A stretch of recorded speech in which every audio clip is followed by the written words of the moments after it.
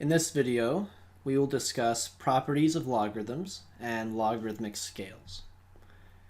So jumping right into the different properties of logarithms, our first property is the product property.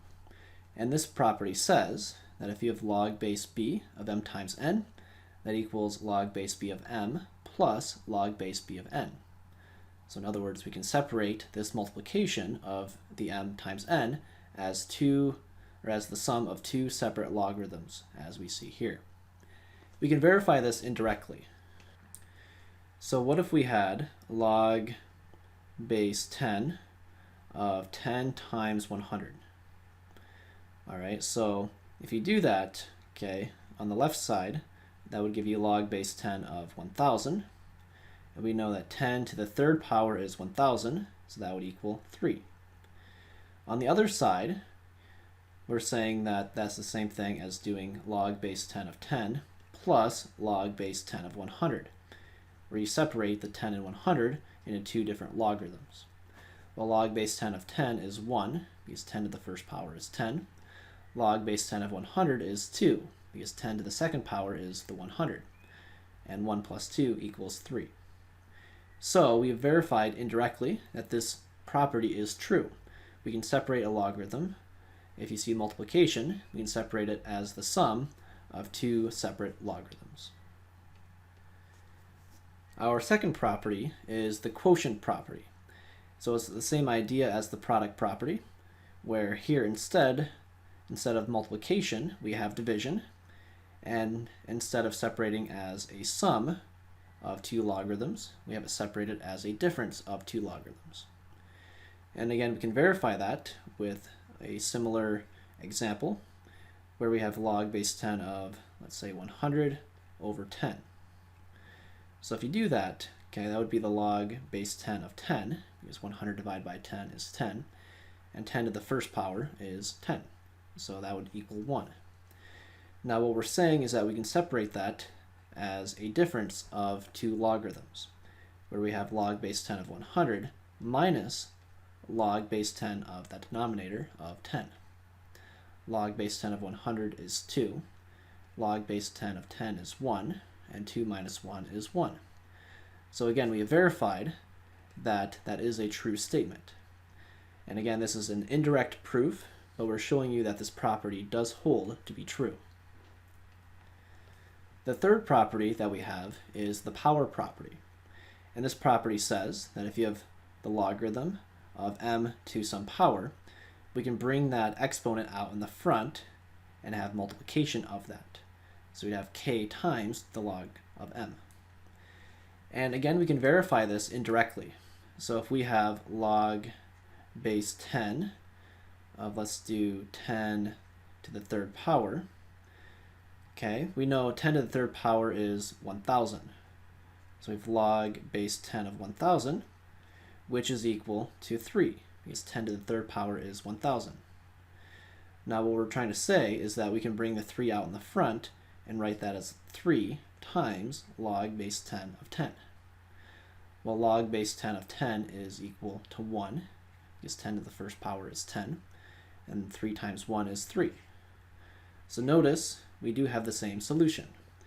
So we verified again indirectly that this exponent here we can bring out in the front, and that would still be a true statement. Our fourth property is, it says that if we have m equals to n, then we can take the log of both sides, and that would be a true statement. So if m equals n, then we can conclude that the log of m would equal the log of n. And we see that typed up right here. And it's the same idea as with any equation, right? Which we know that with equations we can do the same thing to both sides of an equation. So we can add the same thing, subtract the same thing. We can take the square root of both sides or square both sides. Same idea here is that we can take the log of both sides, and it still is going to be a true statement. Now the final property we're going to discuss is the one-to-one property. And this property says that if we have log base b of m equals log base b of n, that would imply that m equals n. So that means this number must equal this number. So if you had, for example, log base 4 of x equals log base 4 of 10, we know x would have to be 10 because of the one-to-one property. X and 10 must equal the same thing. So those are the 5 properties that we're going to discuss today, and we're going to now get some practice with these different properties. So to begin, we want to work with expanding logarithms. So for example, here we have log base 3 of x squared times y. So we can use our property, our product property, that says that if you have multiplication of some factors here, we can separate that into an addition problem. We could write that as log base 3 of x squared plus log base 3 of y. And then we can use the power property that says that this exponent here can be brought out in the front. So we can write that as 2 times log base 3 of x plus log base 3 of y. So we've expanded the initial logarithm into this format down here. Here's another example. We have log base 5 of the square root of x over y. And we're told to expand this. Well, we see division of the square root of x and the y, so we can use our quotient property that says we can expand this by writing this as a subtraction problem. We can have the log base 5 of the square root of x minus log base 5 of the y. And now from here, the square root of x, we can write that as x to the 1/2 power. And then the 1/2, we can use our power property and bring that out in the front. So we have 1/2 times log base 5 of x, and then minus log base 5 of y. So this here would be the expanded form of the original logarithm. So we've expanded. We can also go the other way and condense. So here we're going the other direction, and we have this expression, and you're told to condense this into a single logarithm. So we're going backwards here. So first off, you want to look for coefficients. Here we see a coefficient of 3. What we can do is bring that up here as an exponent. So now we have log base 6 of x plus 2 to the 3rd power. All right, and now from here we see subtraction, which means we can write this together as a division problem. So we can condense this to have log base 6, and then we have x plus 2 cubed, and then we divide by the x right there. So your condensed expression, your condensed logarithm, would be log base 6 of x plus 2 cubed divided by x. Let's try another example. Here we have 3 terms, which makes it a little more difficult. So first off, we want to look for coefficients and bring those up as exponents. That should typically be the first thing you do. So the 1/2 bring up here with the x, the 3 bring with the y, and the 2 bring up here with the x. Now the thing to be aware of is that when you have x to the 1/2 power, for this part up here, that is the same thing as the square root of x. So when you bring the 1/2 as the exponent, that would make that into the square root of x. Then you have plus log of y cubed minus log of x squared. So you have to be careful here because we have addition and subtraction. So just make sure that you are being cautious when you combine. So here we have addition. All right, so we can combine that by writing as a multiplication problem. So we have a base of 4, then we have the square root of x, and then times y cubed. So we have that, and then this last part is minus log base 4 of x squared. The minus means we have to divide. So we divide by the x squared. So you put it all together, and we have log base 4 of the square root of x times y cubed divided by x squared. So that here would be your condensed form of the original logarithm. So make sure that you can go both ways. You could expand a logarithm or condense as needed. Now another thing to discuss is called changing the base. All right, so This is particularly useful if you have a calculator that cannot do, that can only do base 10. All right, because your typical calculator, at least when the time this video is being made, can only do base 10 or base e. So base 10 is called a common logarithm, and a base e is a natural logarithm. So for most calculators, if the base is anything other than 10 or e, your calculator cannot calculate it. So there may be times when you must change the base to 10 or e so that we can get the numerical value from the calculator. So if you find that you need to change the base of a logarithm, what you can do is you can use this change of base formula. And that says that if you have log base a of x, we can write that as log base b of x over log base b of a. So in other words, if we have something like this, so say we have log base 4 of 6, we can change this into a base 10, where we do log base 10 of the 6, and then we divide by log base 10 of the 4. And the 4 is the base of the logarithm, so that's going to go down on the bottom of this fraction. That's maybe just kind of a way to remember. So with this here, you can just type this in your calculator. So on your calculator, you would do log, so push the log button, and then push 6. You find that, and that's going to be 0.7782. And then you do log, and then push 4, so the log button, and then 4, and you're going to get 0.6021. And then you divide those two numbers, and you should be getting 1.292. Here's another example. We have log base 6 of 7. So again, if you want to type this in your calculator, that can only do a base 10. You can convert this by using the change base formula. You would do log base 10 of the 7, divide by log base 10 of the 6. So you type in your calculator log of 7, so push the log button, and then 7. That's going to give you 0.8451. And then you push the log button, and then 6. That's going to give you 0.7782. Then divide those two numbers, and we get 1.086. So in this first half of the lesson, we talked about the different properties of logarithms.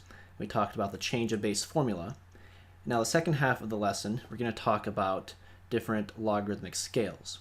So the first scale we're going to talk about is the Richter scale. Now the Richter scale is a scale used to measure the intensity of an earthquake.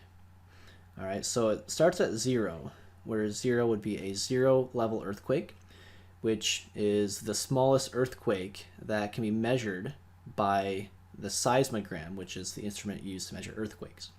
So a 0-level earthquake is the smallest measurable earthquake possible, and the scale can go on to whatever number, but typically the earthquakes we've measured have not exceeded 10.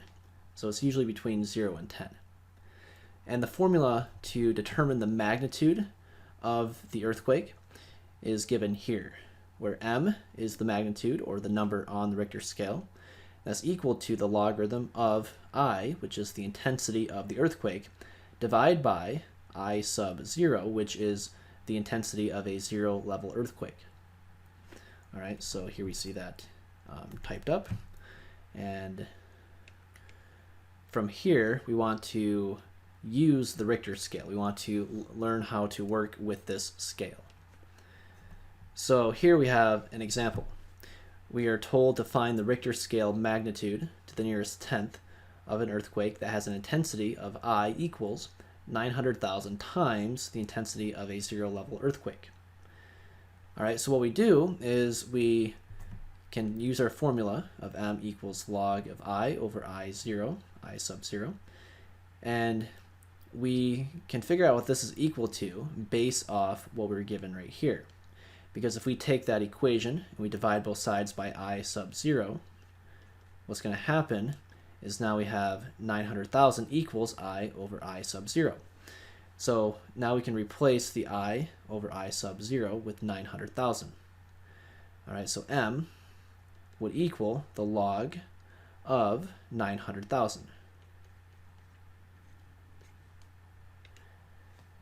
And you can just type that in your calculator. So this is an assumed base 10. So just push log on your calculator, then type in 900,000. And we're going to get 5.9542, which would be approximately 6.0 on the Richter scale. So a 6.0 earthquake is what we have if the intensity is 900,000 times the intensity of a 0-level earthquake. So now what if you were told to go the other way? Here we are told to find the intensity of an earthquake that has a Richter scale rating of m equals 5.7. So what you do is you can take the Richter scale formula, you put in 5.7 in place of m, and then we can convert this into an exponential function where we have the base is 10. So we have 10 to some power. A log is an exponent, so it's equal to the exponent. So 5.7 is your exponent. And that's equal to the I over I sub 0. And we see that typed up right here. And we're trying to find the intensity of the earthquake, which is going to be this capital I. So to do that, we just multiply both sides by the I sub 0. So we have I sub 0 on the right, we have I on the left, and then type in your calculator 10 to the 5.7 power. So if you type that in your calculator, we're going to get 501,187, and that's times I sub 0, meaning that this earthquake has an intensity that is 501,187 times the intensity of a 0-level earthquake. And here we round it to the nearest 100. That's about 501,200 times. Now, still dealing with Richter scale, what if we wanted to compare the intensities of two different earthquakes? So for example, let's say we had a 6.0 earthquake and a 7.0 earthquake. And we wanted to compare the intensities of those two earthquakes. So what you do is the same thing we did previously, but we just do it twice and then compare those values. So we plug in a 6.0 in place of m and see what we get. Going through the same process, we convert into exponential form. We have 10 to the 6th power equals I over I sub 0. Multiply both sides by I sub 0. We would have I equals 10.6, 10 to the 6th power times I sub 0. We can leave it like that for now, and then we can come over here and work with a 7.0 earthquake. So we go through the same process, plug in a 7.0 in for m, convert to exponential form. We have 10 to the 7th power equals I over I sub 0, and then multiply both sides by I sub 0. We would have 10 to the 7th power times I sub 0. So now if we compare the intensities, we can take this and divide by this to figure out what is the ratio between the two. So we divide those two values. The I sub 0's cancel. We're left with 10 to the 7th power over 10 to the 6th power. We subtract the exponents. We would have 10 to the 1st power, which was the same thing as 10. So we have concluded that the ratio or the scale between the two is 10 to 1. So the second earthquake of 7.0 is 10 times greater than the earthquake that is a 6.0 on the Richter scale. So an increase of 1 on the Richter scale it increases the intensity by 10-fold. We would find that to be true for any two numbers. So if you were comparing a 5.0 and a 6.0 earthquake, the 6.0 earthquake is 10 times greater than the 5.0 earthquake. Now we're still dealing with the Richter scale here, and what we're going to talk about now is if you were to look at a seismogram. Now a seismogram is going to pick up on the earthquake, and it's going to create kind of like a wave sort of thing. And we'll look at a picture of that in a second, but what it's going to have is going to include an amplitude, which is the height. So it's the height, and then t is going to be the time. So those two things will be included on the seismogram. All right, so if we use this little formula here, we can find the magnitude on the Richter scale of the earthquake if we know the amplitude and the time.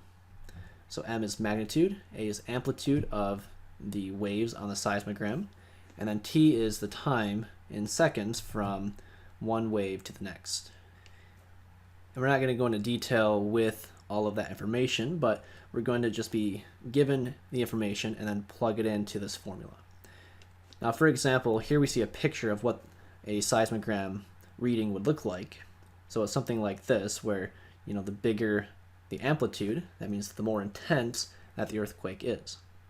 And then we see that this amplitude or this wave is being created over time. And so we see here our time that we're looking at is 24 seconds. So the time is 24 seconds, and then the amplitude, the height from 0 up to the top or the bottom, is 23 millimeters. So if you're trying to find the magnitude on the Richter scale of this earthquake, you plug in a 23 in place of A for the amplitude, so right here, and then in place of time we put in 24, so for 24 seconds. So you just type this into your calculator. We have the logarithm of 23, that's an assumed base 10, we get 1.3617, and then we do 8 times 24, and then we take the log of that to get 2.2833.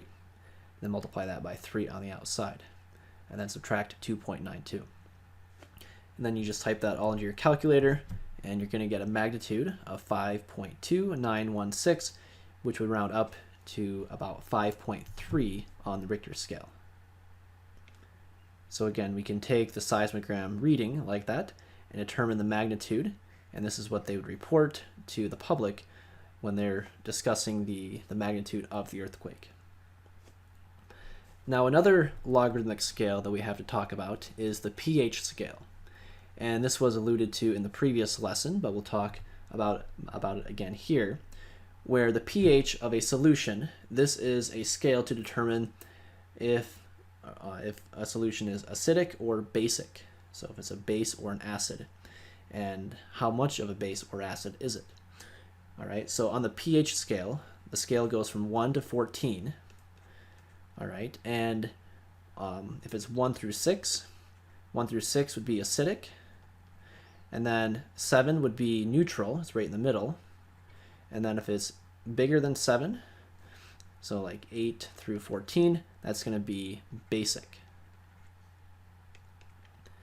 And here's the formula we use to get that pH value. All right, so we do negative log of H positive, and H positive is the concentration of hydronium ions in moles per liter. So for these problems, basically you're going to be given a number to plug in for H positive, and you just put that into your calculator. So for example, let's say the H positive concentration of lemon juice is 5.012 times 10 to the negative third moles per liter, and you're told to find is pH. So to find the pH value, what you do is you take the formula of negative log of H positive, and then you replace this here, H positive, with this value of 5.012 times 10 to the negative third power. All right, and all you do is plug this into your calculator. So we do log of this value, so type that in your calculator, and then take the opposite of that value, so change the sign, and it's going to be a negative, change it into a positive, and it's going to give you a pH number of 2.3. So the pH value of lemon juice is 2.3, and because it is less than 7, that means that this solution is acidic. Now to finish off, what if you're going the other way? So you're told the pH value of milk is 6.6, and you want to find the hydronium ion concentration. So again, we take the same function, same formula, and here we're going to plug in 6.6 in place of pH. Now we can divide both sides by a negative to get this gone, to make that positive. So when you do that, we have negative 6.6 on the left, and then log of H positive on the right. And then from here, we can convert into exponential form to try to solve. So this is an assumed base 10. So we have 10, and then to the negative 6.6 power, and that's going to equal the H positive. So you just type this in your calculator, 10 to the negative 6.6 power, and that's going to give you 2.5119 times 10 to the negative 7th power. So this here would be the hydronium ion concentration. So the two scales we talked about here were the Richter scale and the pH scale, and the decibel scale for sound is also another logarithmic scale. We're not going to really discuss it here, but it's mentioned in the homework questions for this lesson. So you can get some practice with the decibel scale as you work through the homework questions. And that concludes our lesson for today. We will see you next time.